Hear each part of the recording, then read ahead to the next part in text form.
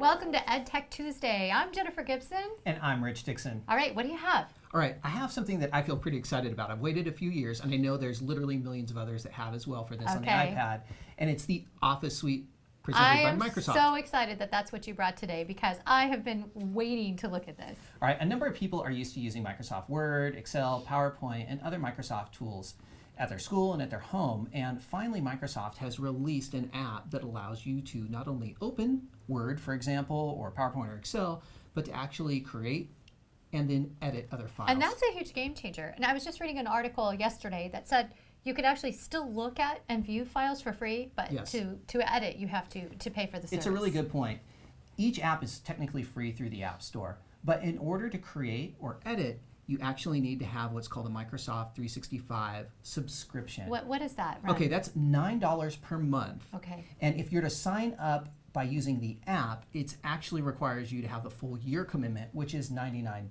So is there if you any go to their educator website, discount? Yes, there is. Okay. From an institutional perspective, is the only pricing that I have found. So okay, you may, if you are adopting this for your entire classroom, check with your IT department and see if they are already making plans, and if not, if they would be willing to make plans to get you Microsoft 365 access so that's for cheaper. a subscription per year, $99. Yeah, or again per month, but you have to go to their website, Microsoft's website, search for Office 365, and subscribe for a monthly service of $9.99 if you don't want to do the full year.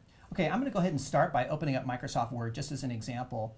And once this opens up, you're going to see a lot of very familiar looking aspects. I've got a sample that I've already created here. Okay. We see that the things that we would expect to see on most word processors, being able to change the font, its looks justification. very familiar. Yeah, we can insert different things in this menu as well. Nice. We can work with the layout. Okay. We can also track changes, which I think is really great.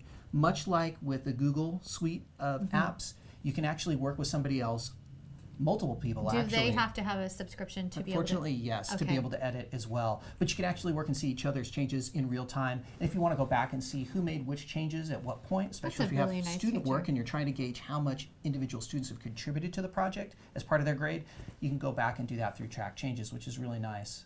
And then we have view, and there's such things as word count. So the reason I take us through all of those is I feel that there are more features here than, say, in Apple's Pages version of their word processor app, and then in Google's word processing document through the Google Drive app as well that you can use on your iPad. So there's a lot more you can do. So there's more you can do with editing text, for example. I guess the biggest con I'm coming up with is price. Yeah, I mean, if you're thinking about, having to buy for all the students and yourself, and if it's $99, that's a year. Yeah. That's quite expensive. It is. Again, so I do suggest that people push IT departments at your schools and districts to go ahead and see if you can get a cheaper discount. When you launch, what you see is a list of different blank documents. This is under the new button here. Oh, templates. A lot of different templates that are listed here. I can take a look at things that I've recently opened up, and then I can open up anything that I've uploaded.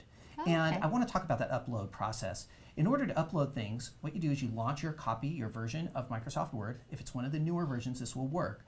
And then you click under File, and then you go down to Share, and then it'll say SkyDrive. And at that point, you can choose the file or files that you want to upload. So just to quickly go over, we have PowerPoint. Same thing, you can create beautiful presentations with this as well. I think that again, you're talking about more features than we would see with Keynote or Google Suite. That's exactly where I was going with that. Yeah, exactly. I'm not going to spend a lot of time, but again, you get these different templates. You can create files. And again, you can see the same thing. These transitions, I know that Apple's Keynote has a lot of those as well, but I really like the amount of editing that you can do. I feel like it's more full featured than a lot of the other Office Suite competitors, either Google or Apple's products out there as well. I think if you are already using, Microsoft Office at school with your desktop and with your colleagues and students, this is a great option to have.